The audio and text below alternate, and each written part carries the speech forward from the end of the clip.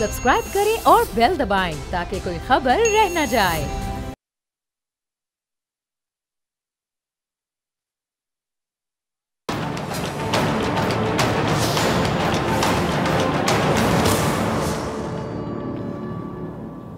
अस्सलाम वालेकुम व्यूअर्स, आप देख रहे हैं प्रोग्राम ऐसे नहीं चलेगा और मैं हूं आपकी होस्ट सादिया सैमसन। मुल्क में एक तरफ बदअमनी है और दहशतगर्दी, तो दूसरी तरफ सियासी क़यादत एक पेज पर इस मामले में भी नज़र नहीं आती है। मुल्क में दहशतगर्दी के खतरात से निपटने और बेहतर हिकमत अमली बनाने के लिए कौमी सलामती इजलास हुकूमत की तरफ से बुलाया गया था, लेकिन इसमें अपोजिशन की कई जमातों ने शिरकत ना करके एक अलामिया देने के लिए एक मुश्किल बना दिया है। कौमी सलामती इजलास में खिताब करते हुए अली अमीन आपस की बदएतमादी को ख़त्म करने की ज़रूरत पर जोर देते हैं, लेकिन सियासी क़यादत कौमी सलामती मामलात पर भी मुंतशिर नज़र आ रही है। सवाल ये पैदा होता है कि PTI कौमी सलामती इजलास से बॉयकॉट करना उनका ये कितना सही फैसला था और कितना गलत फैसला था।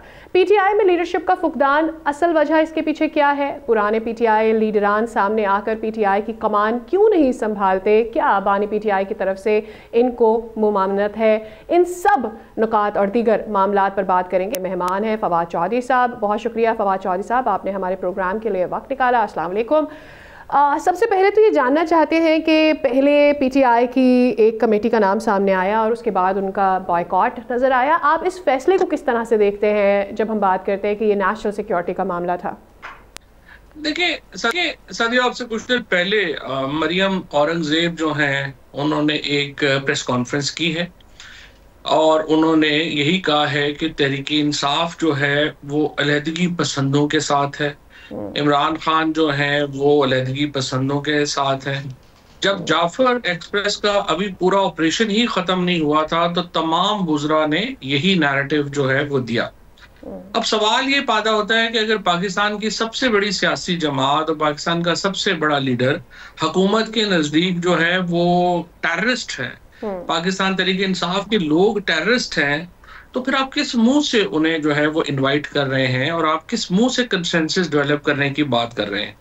आप जब बात होती है आप उन्हें उठा के जेलों में डाल के 5-5 दिन आप इमरान खान जैसे लीडर का टेलीविजन बंद है, अखबारें जो हैं वो उन्हें आप नहीं दे रहे, मुश्किलात मुलाकातों में आप डाल रहे हैं, एक्सेस उनका नहीं है। देखिए, एक तरफ आप कह रहे हैं कि और आप सुबह से अपने कोर्ट रिपोर्टर्स को कहेंगे, वो आपको बताएंगे कि तमाम अदालतों में मासवाए तरीके इंसाफ के केसेस के कोई केस और चल ही नहीं रहा। तमाम इंसदाद दहशतगर्दी की अदालतों में तरीके इंसाफ ही मुजरम है। तो अगर ये सारे टेररिस्ट हैं और हम सारे जो हुकूमत से इख्तलाफ करते हैं वो दहशतगर्द हैं, तो फिर मुल्क में कंसेंसस कैसे हो सकता है? फिर तो कंसेंसस नहीं हो सकता।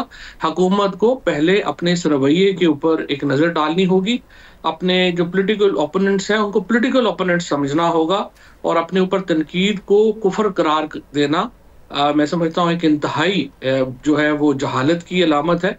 और इसलिए इस रवैये को जब तक वो नहीं बदलते पाकिस्तान में कंसेंसस नहीं हो सकता। ठीक, फवाद साहब, कल परसों बल्कि पहले हमने ये देखा कि PTI शमूलियत करना चाहती थी लेकिन फिर बाद में मना कर दिया, तो क्या पहले ये कंसेंसस हो सकता था और बाद में नहीं हो सकता था? नहीं, कंसेंसस की बात ही नहीं है। तहरीक इंसाफ की लीडरशिप तो इस वक्त है नहीं। पहली बात तो है तहरीक इंसाफ तो अब एग्जिस्ट नहीं करती। अब तो इमरान खान है और अवाम है, दरमियान में कोई काडर नहीं है। जो काडर था, जैसे असद उमर जैसे लोग हैं, परवेज खटक जैसे लोग हैं, शाह महमूद कुरैशी जैसे लोग हैं, इजाज चौधरी, महमूद रशीद, उमर चीमा हो गए, मैं हो गया, अली जैदी हो गए, इमरान इस्माइल, और लंबी लिस्ट है, सैकड़ों की लिस्ट है। हम सबको ठुड्डे मुक्के मार के जेलों में डाल के सख्तियां करके पार्टी से जो है वो अलहदा किया गया। अब उसके बाद तो इमरान खान है और अवाम है, दरमियान में तो ये सारे जो वकील या कुछ जो इधर उधर से इकट्ठे करके जो है समझिए कि काडर सा जो है वो क्रिएट करने की कोशिश की है, उनकी तो हैसियत नहीं है, ना ही उनका कोई फैसले की तरफ कोई लोग देखते हैं, ना उनकी तरफ लोग देखते हैं। लिहाजा सवाए अली अमीन गंडापुर के जो ज़ाहिर के चीफ मिनिस्टर होने की वजह से उनकी एक हैसियत है, बाकी जो लोग हैं वो तो देखें उनको कोई अपना PTI का ना समझता है ना उनकी तरफ कोई देखता है, जिसकी वजह से लोग इमरान खान को देखते हैं। और जब आपने देखा कि जब ये लोग हैं, ये पहला मौका नहीं है कि इन्होंने फैसला कर लिया कि हम जाएंगे। जब चीफ जस्टिस पाकिस्तान ने लेटर लिखा तो ये सारे वकील जो है वो अपनी पीआर बनाने के लिए उनके पास चले गए थे। So these people doesn't matter. ये तो देखे ना, ऐसे ही घुसपैठिए टाइप कैरेक्टर्स हैं, इनको डाल दिया गया है, लेकिन इससे ज्यादा तो इनकी अहमियत और हैसियत नहीं है। सही। और क्या ये लोग बानी पीटीआई को बाहर निकाल सकते हैं, या क्या इनकी नियत है, क्या क्या चल रहा है इस वक्त फिर पार्टी में? देखिए, नियत का तो मुझे पता नहीं है, नियतों का हाल तो ज़ाहिर अल्लाह जानता है। लेकिन इस वक्त जो सूरत हाल है, जितना 60-70 करोड़ रुपया पार्टी ने वकीलों पे ज़ाया किया है, वो अगर मूवमेंट पे लगाया जाता, सियासत पे लगाया जाता, तो आज इमरान खान जो है वो जेल से बाहर होते। बड़ी बदकिस्मती की बात है कि पैसे ज़ाया किए गए वकीलों को। ऐसे देखिए, इमरान खान कोई अपने क्रिमिनल केसेस की वजह से कोर्ट में है, या उनके ऊपर कोई केसेस हैं करप्शन के कि वो कोर्ट में है। हर शख्स को पता है उनके ऊपर बनाए गए मुकदमे जाली हैं, उनके ऊपर बनाए गए मुकदमे फेक हैं, और उनकी कोई लीगल अहमियत नहीं है। वो सियासी मुकदमे हैं, और इमरान खान को जेल में रखा गया है उनकी सियासत की वजह से। और आज अगर हम इमरान खान को जेल से बाहर लाना है तो उनको अपनी सियासत के ऊपर तवज्जो देनी होगी। उनकी जो वकालत है वो हम नहीं है। ठीक, तो रखा तो था मुतालिबा कि अगर पैरोल पर रिहाई हो पाती है, उन्हें बाहर निकाला जाता है तो ही हम बैठेंगे, और फिर नहीं बैठे पार्लिमानी कमेटी के इजलास में सिक्योरिटी, नेशनल सिक्योरिटी के। नहीं, वो तो बैठने को तैयार थे, इन्होंने तो 14 लोगों के नाम दे दिए। वो तो जब पीटीआई के वर्कर्स ने बहुत ज्यादा उस पर रिएक्ट किया, तो ये जो लीडरशिप है, चूंकि कमजोर दिल हजरात हैं, ये वहां से पीछे हट गए, और अच्छा हुआ वापस पीछे हट गए। यार देखिए ना, मुझे आप बताइए, आप ये सारा ड्रामा कर क्यों रहे हैं? आपने ये जो खेल बनाया कि हम नेशनल सिक्योरिटी कमेटी बुलाएंगे, हम उसमें पार्टी, आप क्यों कर रहे हैं? एडमिनिस्ट्रेटिव फैसले तो हुकूमत खुद कर सकती है ना। आप इसलिए कर रहे हैं कि आप चाहते हैं कि एक इत्तेफाक राय नजर आए दहशतगर्दों को, पीएलए के लहदगीर पसंदों को, जो बाकी लोग हैं, कि हम बहैसियत कौम इकट्ठे हैं। इसीलिए आप कर रहे हैं ना, ये असेंबली का इजलास बुला रहे हैं। अब आप मुझे बताइए कि जब उस इजलास में अगर इमरान खान ही नहीं है, नवाज शरीफ ही नहीं है, महमूद अचकज़ई ही नहीं है, अख्तर मेंगल ही नहीं है, उस इजलास की क्या हैसियत? सो आपने जो सारा आइडिया है कंसेंसस का, वही आपने जो है खुद ही बेड़ा गर्क कर दिया। अगर आप तो फवाद साहब, जिस लीडरशिप का आप नाम लेते हैं, वो क्यों नहीं आती नजर अब सामने, या क्यों नहीं नजर आ सकती हमें सामने अब? देखिए, ये पहली बात तो ये है कि ये जो लीडरशिप है, जिस तरह मैंने आपको अर्ज किया, ये तो अजनबी है। ये तो सियासत में भी अजनबी हैं, पीटीआई में भी अजनबी हैं, इमरान खान के लिए भी अजनबी हैं। ना इमरान खान इन्हें जानते हैं, ना ये इमरान खान को जानते हैं, ना पीटीआई इन्हें जानती है, ना ये पीटीआई को जानते हैं। ये तो मसलन सलमान अकरम राजा जो हैं, वो तो पाकिस्तान में एक मशहूर मनी लॉन्ड्रिंग के जो केसेस हैं वो करते हैं, और वो नवाज शरीफ के वकील थे, पैनामा के और इधर उधर, और वो सेठों के वकील हैं, और इससे ज्यादा तो उनकी कोई अहमियत नहीं है। असद कैसर साहब, उमर अयूब साहब, मुझे वो एक्टिव नजर नहीं आते। उमर अयूब को तो मेरे सामने खान साहब ने बड़ी दफा ये कहा, मेरे सामने खान साहब ने ये कहा कि बाकी लोग तो वकील हैं, उनकी इतनी पॉलिटिकल सेंस नहीं है, आप फैसले करें। लेकिन उमर अयूब साहब की तरफ से, असद कैसर साहब की तरफ से फिलहाल तो सिर्फ पार्टी को मायूसी मिली है, और कुछ नहीं मिला। शायद उनमें वो नहीं है, सलाहियत नहीं है लीड करने की, जिसकी वजह से वो पीछे रह गए हैं, और ये वकील जो है उनसे आगे निकल गए। शेर अफजल मरवत साहब के बारे में भी जानना चाहते हैं कि क्या हो रहा है पार्टी में उनके साथ, और क्या जो हो रहा है वो सही हो रहा है? देखिए, सच्ची बात यह है कि मैं उनको जानता नहीं हूँ इतना, और मेरी कोई एक आधी मुलाकात है, लेकिन शेर अफजल मरवत हो, कोई भी हो, इस वक्त जो है उन्हें जो है वो पार्टी से निकालना किसी को भी जो है वो अक्लमंदाना फैसला नहीं होगा। पीटीआई इस वक्त लोगों को शामिल करने की मोड में होनी चाहिए, निकालने के मोड में नहीं होनी चाहिए। बट बदकिस्मती ये है कि जब भी मैं खान साहब के पास जाता हूँ और ये शिबली फराज वगैरह उनकी खान साहब से मुलाकात हो रही होती है, तो एक लिस्ट ही मुझे नजर आती है जो वो खान साहब को कह रहे होते हैं कि इसको भी निकाल दें, इसको भी निकाल दें, इसको भी निकाल दें। तो ये बस इसी तरह मामला चल रहे हैं। उनसे सिर्फ पार्टी रहनुमाओं को निकालने के मशवरे हो रहे हैं? मैंने तो जब भी देखा है बस यही हो रहा है कि एक तो कोई आए ना पार्टी में और जो है उनको निकाल दे। यानी एज मैनी एज 23 MNAs और सेनेटर्स की लिस्ट इन्होंने दी थी कि इनको निकाल दें। तो बाद में मैंने खान साहब से यही कहा कि अगर इन सबको आप निकाल देंगे तो बाकी पार्लिमानी पार्टी फिर क्या बचेगी। और आप और ये जो पार्लिमानी पार्टी के ऊपर कह रहे हैं ना कि खान साहब का अदम एतमाद है, उसकी बड़ी वजह यही लोग हैं, शिबली फराज वगैरह, जो कि जाके अपने ही सेनेटर्स और MNAs के खिलाफ 24 घंटे इमरान खान के कान भर रहे होते हैं। उन्होंने ये कर दिया, उसने ये कर दिया, बजाय इसके कि आप एक एतमाद बनाए, ये उनका एतमाद खराब कर। ठीक है, तो क्या पार्टी हाईजैक हो गई है? एक इस पर आप अपना कमेंट दे दीजिएगा। दूसरा, अली अमीन गंडा साहब का कुछ दिन पहले अफगानों के हवाले से कमेंट आया शहरियत पर, उस पर भी जानना चाहेंगे कि क्या कोई सॉफ्ट कॉर्नर है, क्या वजह इसके पीछे? दोनों बातों पर क्या पार्टी हाईजैक हो गई है? देखिए, पार्टी हाईजैक तो क्या होनी है, पार्टी तो अब इमरान खान का नाम है ना। इमरान खान है तो पार्टी है, बाकी जो लीडरशिप है, बाकी जो लोग हैं, उनकी तो उस तरह की पोजीशन नहीं है, उस तरह से उनकी हैसियत नहीं है। सो वो तो एक इमरान खान का नाम है ना पार्टी। दूसरा जो इशू है जो आपने कहा अली अमीन गंडापुर, देखें, एक तो मुझे बड़ी जो हैरत होती है वो ये है कि हमारे यहाँ जो इस वक्त जो हालात हैं उसमें जो तकरीरें हुई हैं इसके जॉइंट सेशन में भी, चीज़ों में भी, उनसे तो लगता है कि हमें KP के इशू का अंदाजा ही नहीं है कि क्या इशू है, क्या हो रहा है। उसमें आप देखें कि जो इस वक्त अफगानिस्तान के साथ, जब तक काबुल के साथ या कंधार के साथ आपके ताल्लुकात नहीं होंगे, आप कैसे ये मामला रिजॉल्व करेंगे? क्योंकि it's a very complex tribal feud, tribal लड़ाई चल रही है जिसको सेक्रेटेरियन उसके साथ उसका कलर है। आप कैसे उसको करेंगे जब आपके साथ काबुल की सपोर्ट नहीं होगी और कंधार की सपोर्ट नहीं होगी? और अभी तक मुझे नहीं कोई समझ आया कि ये कैसे उससे निपटने की रखते हैं, क्या पॉलिसी है। लोग शहीद हो रहे हैं, 350 से ज्यादा हमारे लोग जो हैं वो तो इन 2-3 हफ्तों में शहीद हुए। ये तो बिल्कुल एक समझ से बाहर है कि जो कुछ भी हो रहा है। जानना ये भी चाहती हूँ मैं आपसे कि इस वक्त क्या लग रहा है, ईद के बाद ग्रैंड अलायंस की जो बातें की जा रही है, ये ग्रैंड अलायंस क्या करेगा? देखिए, ग्रैंड अलायंस का आइडिया तो मैंने खान साहब से जो है वो प्रूव करवाया था, और मैंने उनसे ये गुजारिश की थी कि देखिए, हम एस्टैब्लिशमेंट के आप दूसरी साइड पे खड़े हैं, हुकूमती पार्टियों की दूसरी साइड पे खड़े हैं, तो आप ये नहीं हो सकता कि हम अपोजिशन पार्टियों के साथ भी लड़ना शुरू कर दें।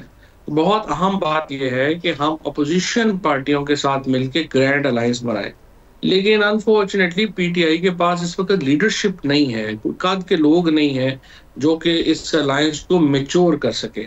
लिहाजा ये अलायंस भी अभी तक मुझे नहीं लगता कि कोई मैच्योर स्टेट के ऊपर पहुंचा है। आपको लगता है मौलाना साहब बानी चेयरमैन को बाहर निकालने के लिए स्टैंड लेंगे या उसके लिए सड़कों पर आएंगे? देखो, मौलाना NGO नहीं चला रहे, ना ही PTI और इमरान खान को एक NGO चला रहे हैं। पॉलिटिकल पार्टी का मकसद होता है इक़्तिदार में आना।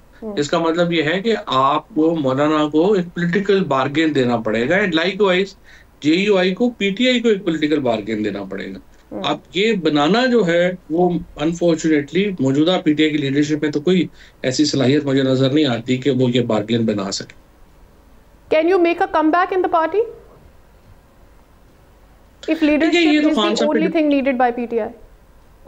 फ्रैंकली इन्होंने बड़ा जोर लगाया खान साहब से ये कहने में कि खान साहब कह दें कि हमारी कोई जगह नहीं है, लेकिन खान साहब ने उसको जो है वो बड़ा सख्ती से रद्द किया है। बड़ा उनका उन्होंने अब तक जितनी बातें मैंने कही हैं, ही इज़ वेरी काइंड, उन्होंने हमेशा उसको तवज्जो से सुना है, बात की है। लेकिन बाकी फैसला जब भी खान साहब करेंगे, लेकिन ये मेरा इशू नहीं है। मैं तो सिंपल ये चाहता हूँ इस लड़ाई में जो है वो पाकिस्तान की सालमियत और सालमियत के साथ और एक अच्छा हल इसका निकले, फिर आगे पॉलिटिक्स पड़ेगी तो हम देख लेंगे। ठीक, बहुत शुक्रिया फवाद चौधरी साहब, आपने हमारे प्रोग्राम के लिए आपसे गुफ्तगू का सिलसिला हमारा जारी था। यहाँ पर वक्त हो गया ब्रेक का, ब्रेक के बाद इसको आगे बढ़ाएंगे, हमारे साथ रहिए।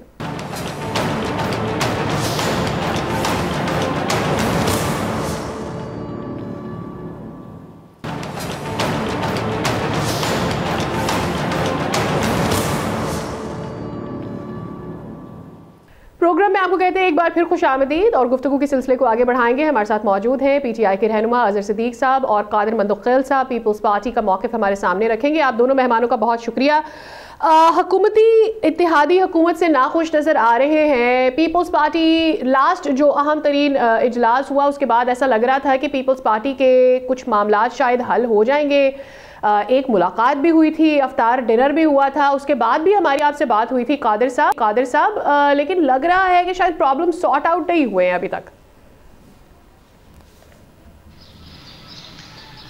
कौन सी प्रॉब्लम की बात कर रहे हैं? यहाँ तो मसालिस्तान है। अच्छा जी जी जी जी जी कनाल वाले मामलात, हमें लगा था पंजाब में कुछ जो आप लोगों के इख्तियारात के मामलात हैं उसके ऊपर भी कोई पेशरफ्त होगी, बता दीजिए कहाँ पहुंचे हैं मामलात? देखिए, कैनाल वाला मामला जून के तो है। पंजाब की सतह पे पहले भी हमारी और नून लीग के दरमियान जो कमेटियों के मीटिंग हो रही थी, वो एक आध मीटिंग और हो गई है। कैनाल के हवाले से पहले मुस्लिम लीग नून ये कहती थी कि हम पंजाब अपने हिस्से से पानी दे रहे हैं। हमारा उसमें कहना यह था कि जब ऊपर से पानी कम आ रहा है तो आपका हिस्सा आपको पूरा अगर मिल जाए तो फिर बलूचिस्तान और सिंध को तो कुछ नहीं मिलेगा, जो ऊपर से कम आएगा। तो इसी तरह 1945 में सिंध और पंजाब के सतह पे उस वक्त भी यह मुआहदा हुआ था कि जिस तरह पानी आएगा उसी रेशियो से उसको तकसीम किया जाएगा। लेकिन अब जाके टीवी चैनल पे कुछ प्लांटेड एक्सपर्ट को बिठाया गया हुकूमत की तरफ से या मुस्लिम लीग नून की तरफ से, वो ये कहते हैं कि हम जेर जमीन पानी निकालेंगे। तो मैं उन अक्लमंदों को ये बताना चाह रहा हूँ कि जब आपने जेर जमीन पानी निकालना था तो फिर ये ड्रामा खेलने की कैनाल की क्या जरूरत थी? और कुछ प्लांटेड एक्सपर्ट ये कहते हैं कि चूंकि जब सैलाब का वक्त आएगा, जून जुलाई बारिशों का वक्त आएगा, तो उस 2 महीने में पानी इस्तेमाल किया जाएगा। तो ये तजर्बा भी उनका नाकाम होगा। लेकिन मैं इनको ये याद दिलाना चाह रहा हूँ कि कालाबाग डैम का जो ड्रामा मचाया था कुछ डिक्टेटर्स ने और कुछ उस वक्त के सियासी भगड़ों के साथ, तो क्या वो कालाबाग डैम बन गया? सिंध, बलूचिस्तान और पख्तूनख्वा तीनों सूबे खड़े हो गए। आज भी 2 सूबे जो है ना वो खड़े होंगे। सिंध के गली मोहल्ले में जो है ना एहतजाज चल रहा है, तो ये किसी सूरत में न बनेगा न इनका ख्वाब पूरा होगा। सही। तो क्या ये वफाकी हुकूमत के जो कारकर्दगी है उसके ऊपर कोई सवाल उठाता है? क्योंकि कल अहम तरीन सिक्योरिटी इजलास हुआ, नेशनल सिक्योरिटी कमेटी के इस इजलास में कल हमने देखा PTI मौजूद नहीं थी, आपके साथ उनके तहफ़्फ़ुज़ात मौजूद हैं और आपको ऐसा लग रहा है कि उनकी गवर्नेंस में गैप्स है। जी बिल्कुल। PTI ने पहले 14 लोगों का लिस्ट दिया था, उसके बाद उन्होंने कहा, रात गए, उन्होंने देर से सुबह 11 बजे इजलास होना था, रात उन्होंने कहा कि हमें खान से मुलाकात करा जाए। तो भाई खान से मुलाकात तो आपकी रोज होती है। चलो मैं कहता हूँ हुकूमत क्या कर लेती है, वो 55 सीटों वाली बस खड़ी कर देते और अजहर सिद्दीक साहब समेत सबको ले जाते, चलो भाई सीधे जाओ, खान से मुलाकात करके वापस आओ। तो ये हुकूमत ने ये चांस नहीं दिया है। लेकिन हुकूमत चांस दे भी देते तो उसके बाद शाम में गौहर खान और उनके लोगों ने जो प्रेस कॉन्फ्रेंस की, उन्होंने ये कहा कि खान को पेरोल पे रिहा करके और इस सारी जो प्रोसेस है इसमें उनको शमूलियत यकीनी बना देते। हम तो पहले दिन से कह रहे थे कि PTI के एक ही मुद्दा है ना, उनको पाकिस्तान से कोई गर्ज है, क्योंकि शंदाना गुलजार और शहरियार अफरीदी बार बार कह चुके हैं कि खान है तो पाकिस्तान है। तो इनके एक पॉइंट एजेंडा है, चाहे मुज़ाकराती टीम जो हुकूमत के साथ थी या चाहे कल वाली सूरत हाल में, वो ये कहते हैं खान को रिहा कर दो, उसके अलावा कोई चीज नहीं। लेकिन मैं ये समझ रहा हूँ कि ये हक मुस्लिम लीग नून को भी नहीं पहुंचता, इस वजह से कि जिस पार्टी के सरबराह जो खुद कौमी असम्बली के मेंबर है नवाज शरीफ साहब, वो इस इजलास में क्यों शामिल नहीं हुए? क्या वो अभी तक नाराज है, मुझे क्यों बुलाया? ठीक है अजहर साहब, पहले हाँ आई, फिर हमने देखा कि PTI की ना आई। क्या क़यादत का फुकदान है? मामला क्या है? पहले फ्रंट फुट पर आने की ऐसे लगता है कि फ्रंट फुट पे आके PTI खेलना चाहती है, फिर बैक फुट पे चली जाती है।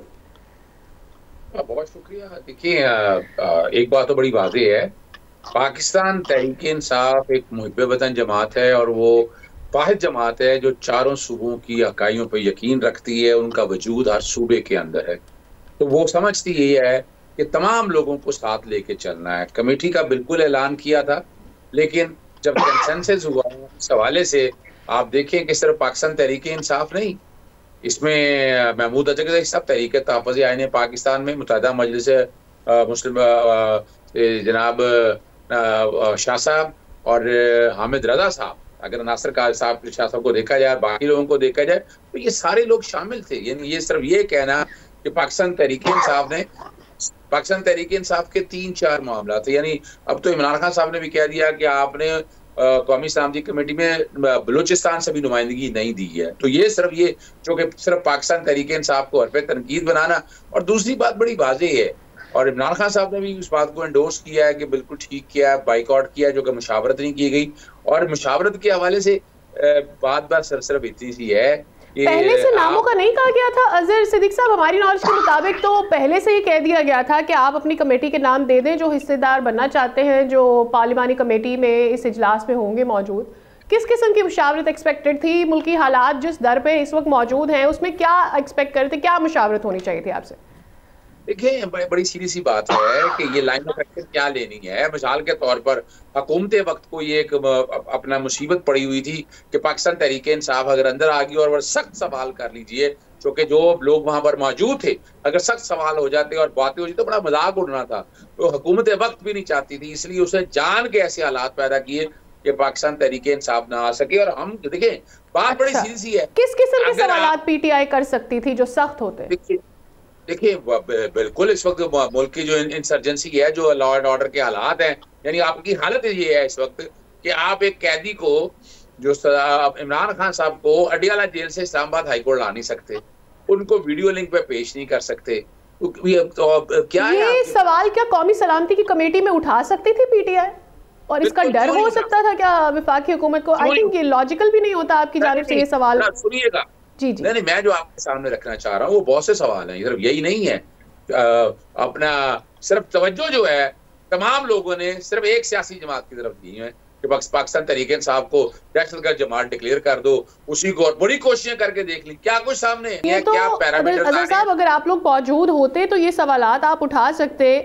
कादिर साहब, ये मुझे बताइए कि आपको क्या लगता है कि इस वक्त जो ऑपोजिशन सोच रही है ग्रैंड अलायंस का, अब हम देख रहे हैं कि एमक्यूएम के तहफ़्फ़ुज़ात भी बार बार खुलकर सामने आ रहे हैं और कुछ खबरें ये भी गर्दिश कर रही है कि हो सकता है कि वो ऑपोजिशन में शमूलियत की तरफ भी गौर कर रहे हैं।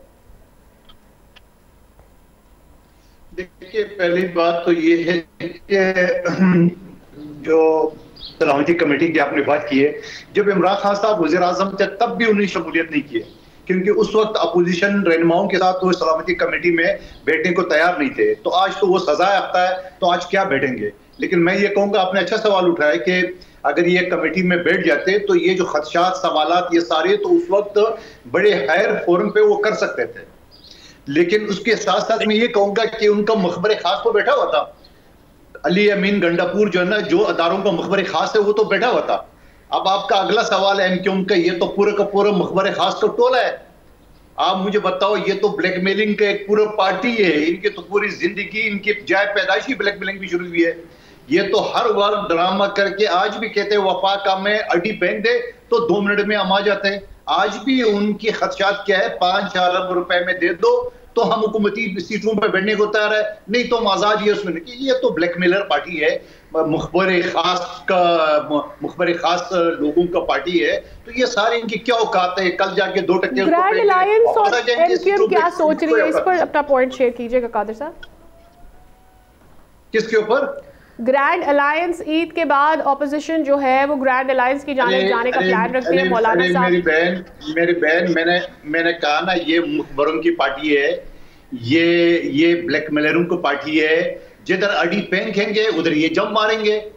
अभी तो इनकी जो औकात है वो 5 अरब है ना, आज उनके बयानात आ गए, उनके 5 अरब दो। लेकिन वफाकी हुकूमत के किरदार के ऊपर आप भी तो क्वेश्चन रेज कर रहे हैं ना कादिर साहब। ऐसे में अगर एमक्यूएम भी कहती है कि हम मुतमईन नहीं है वफाकी हुकूमत से, तो ये तो हुकूमत के कारकर्दगी के ऊपर क्या इम्पैक्ट आएगा इसका, फिर अगर एमक्यूएम का कोई फैसला ऐसा सामने आता है तो?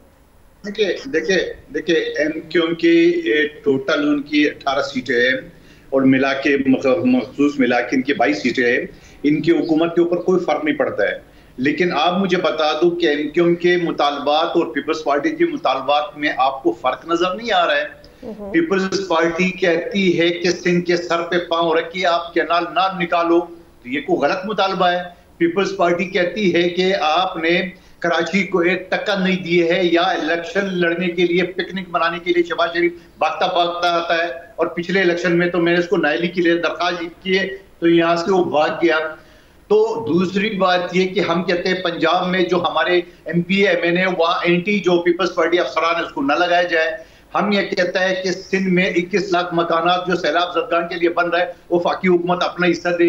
हम ये कहते हैं 2 सूबों में जो हमारी हुकूमत है समंदर लगता है वासी अथॉरिटी आपने बनाया, हमसे मशावरत नहीं की। हमारे तो मुतालबात ये है, इनके मुतालबात तो 5 अरब है, तब पैसे दो ताकि उनको कमीशन मिल जाए ठेकेदारों से, उनकी MNA को, और वो अपनी सीटों में बैठ जाए। मिल गए तो ठीक है, नहीं मिलेंगे तो ब्लैकमेलिंग करेंगे। ब्लैकमेलिंग करके भी कुछ भी नहीं कर सकते। सिद्दीक साहब ये बताइएगा कि ईद के बाद आप लोगों का क्या प्लान है? कल लगा ऐसा था कि चूंकि मौलाना साहब बैठ रहे हैं इजलास में तो आपकी भी शमूलियत होगी, आपकी नहीं हुई शमूलियत कल के अहम तरीन सिक्योरिटी नेशनल सिक्योरिटी के इजलास में, तो कितना इत्तेफाक आपके से मौलाना साहब के साथ एक्सपेक्ट किया जाए और ईद के बाद क्या है? अब मैं बताने लगा हूँ आपको वो, लेकिन मैं देखिए अच्छा नहीं लगता। हम नेशनल चैनल पे बैठे होते हैं, हम अब बात एक प्रोडक्टिव बात करनी चाहिए और आवाम के लिए ना रास्ता देना चाहिए। अगर इस तरह की बातों में जाएं, एक कमीशन बना लेती है 2-3 रिकंसिलेशन, हर एक का चेहरा सामने आ जाएगा, पता चल जाएगा कि कौन मुखबर है। अगर कोई हम में से कोई मुखबर होता तो इस वक्त एडवांटेज उठा रहा होता, फायदा ले रहा होता। इस वक्त जो बैठ के जो तबाही और बर्बादी इन्होंने साथ बैठकर, सबसे ज्यादा अगर मोहतरमा बेनजीर भुट्टो साहबा होती, कभी भी इस निजाम को सपोर्ट ना करती जिसको निजाम को ये सपोर्ट कर रहे हैं। वो चेहरे सब सामने आ चुके हैं। अवाम में जब कल वोट लेने जाएंगे पता चल जाएगा। अब अगली बात आ जाए, मौलाना फजलुर रहमान ने जो उन्होंने बयानिया जारी किया है, जो अलामिया जारी किया है, वो अलामिया एक चार्जशीट है, वो पूरी एक चार्जशीट है। अगर आपको नहीं पढ़ना चाहता तो एक अलग बात है, उसको अगर आप सामने रख कर देखें तो हम तो वहीं के वहीं खड़े हैं। हम आज 75 सालों में, 77 सालों के अंदर इतने ऑपरेशन करने के बाद भी रिजल्ट हमारे पास क्या आए हैं? हम छोड़ें जो मुल्क से सेपरेट जमातें, उनको लहदा छोड़ के बाकी जमातों के साथ हेल्दी डिबेट करना चाहिए। और उसके लिए मौलाना फजलुर रहमान वगैरह से, जमीयत उलमा इस्लाम से हमारी डिस्कशन चल रही है और बहुत पॉजिटिव चीजें सामने आ चुकी हुई हैं। और ईद के फौरन बाद इंशाअल्लाह अज़ीज अब जो मैकेनिक्स तय होंगे, यानी जमानतों की हद तक बात है, 9 मई वाला केस बड़े अरसे बाद आखिर लग ही गया। आपने इस्लामाबाद हाई कोर्ट में देख लिया है कि 26वीं तरमीम के बाद हालत आप देख लें वहाँ क्या है कि जजी से केसेस किस तरह लिए जाते हैं। लाहौर हाई कोर्ट में जजेस बैठ के कहते हैं कि जनाब सेक्रेटरी डिफेंस के खिलाफ, यानी ये इंसाफ के तकादे सारे, अब ये सारी चीजें अंडर डिस्कशन है। और होना क्या है, अब आगे दरखास्त मूव कर दी है इमरान खान साहब की तोशाखाना 190 मिलियन पाउंड के केस में भी सस्पेंशन की, और वो बोगस केस है। वो जो पैसे जिसके वो कह रहे हैं कि वो अपना बनाएंगे, एक इदारा बनाएंगे एजुकेशन का, पता नहीं क्या बनाएंगे, क्या करेंगे या क्या करना है इस हवाले से। अब हमारे पास जो है ना, आने वाले दिनों में हमें नजर आ रहा है कि कानूनी तौर के ऊपर तो इमरान खान साहब को जेल में रखना मुश्किल है, लेकिन वजह ये है कि जो लोग पीछे बैठे हुए हैं वो चाहते हैं कि इमरान खान ज्यादा से ज्यादा वक्त जेल के अंदर गुजारे।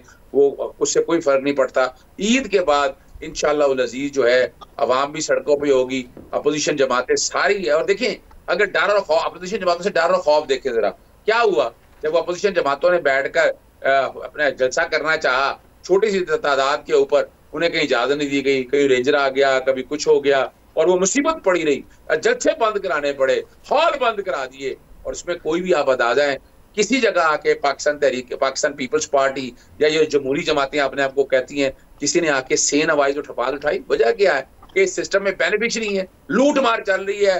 आप बता दें कि 3.5 साल के अंदर करप्शन के केस, और करप्शन में पाकिस्तान कहाँ चला गया है ना, सोचिएगा। कोई केस इन्होंने एक नजर आता है 190 मिलियन पाउंड, उस मिफ्ता इस्माइल और जुबैर की बातें सुन रहे, उसका इनका कच्चा कटा खोल के रख दिया है। और आज मुल्क जहां पर खड़ा हुआ है, ये मजीद मुल्क को तबाही की तरफ लेकर जा रहे हैं। बहुत शुक्रिया अज़र सिद्दीक साहब, आप हमारे साथ मौजूद थे। हमारे प्रोग्राम के लिए आपने वक्त निकाला। दुखैल साहब, पीपल्स पार्टी के मौक़िफ़ से आप हमारी रहनुमाई कर रहे थे। आप दोनों मेहमानों का बहुत शुक्रिया। गुफ्तगू के सिलसिले को आगे बढ़ाएंगे। यहाँ वक्त है ब्रेक का, हमारे साथ ही रहिए।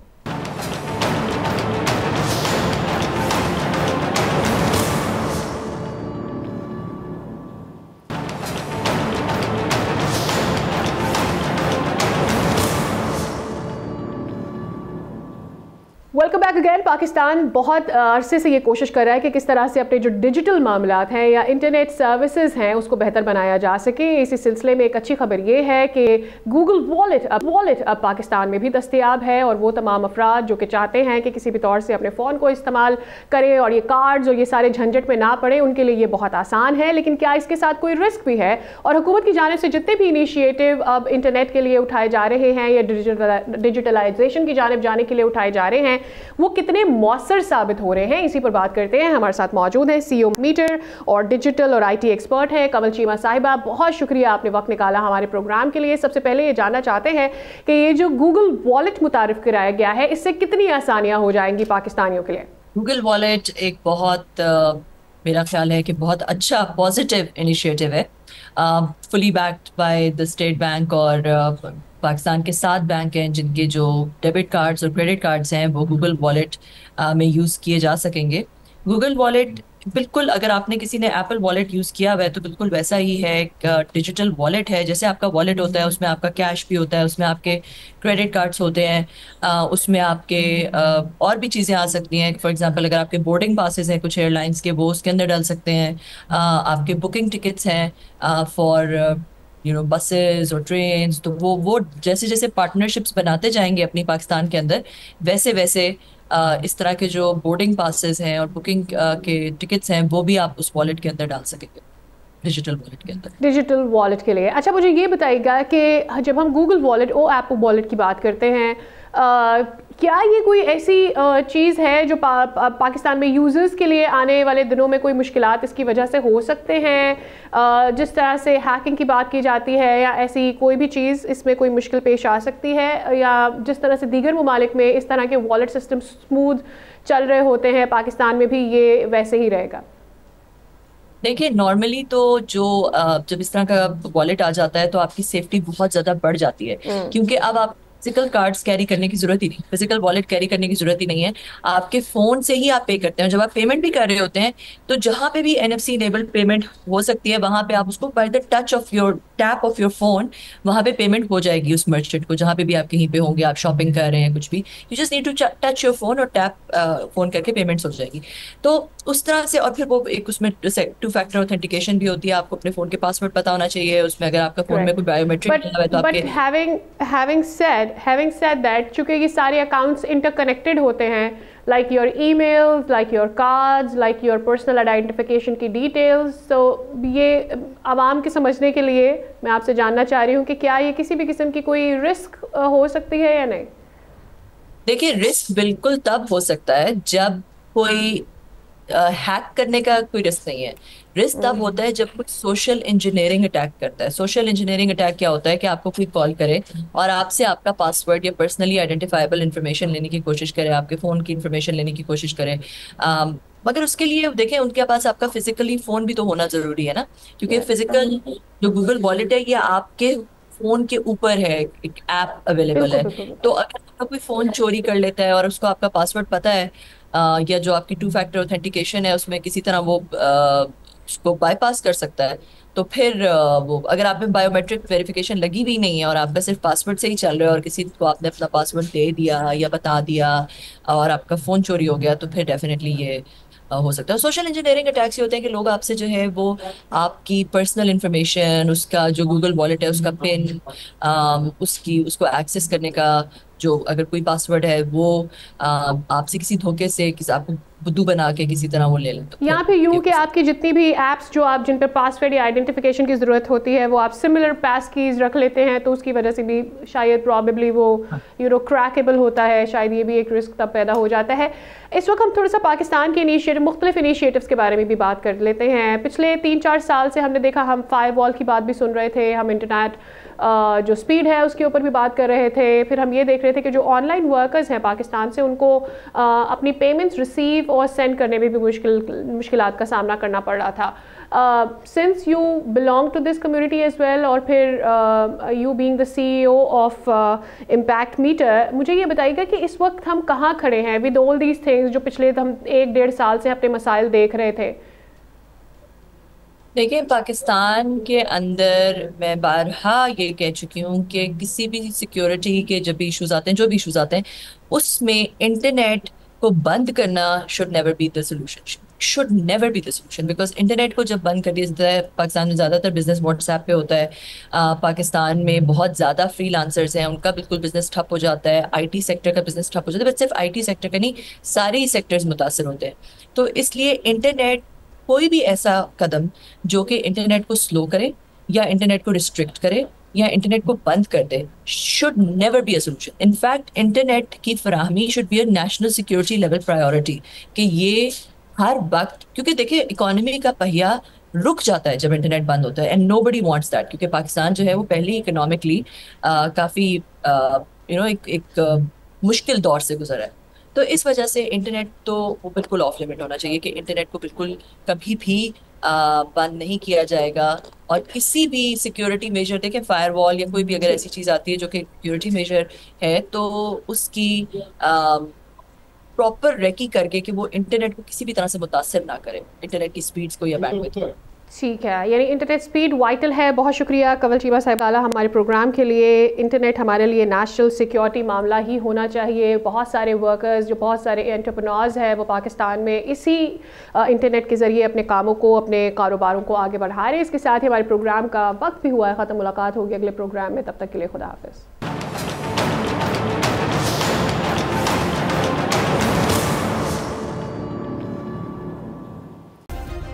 सब्सक्राइब करें और बेल दबाएं ताकि कोई खबर रह न जाए।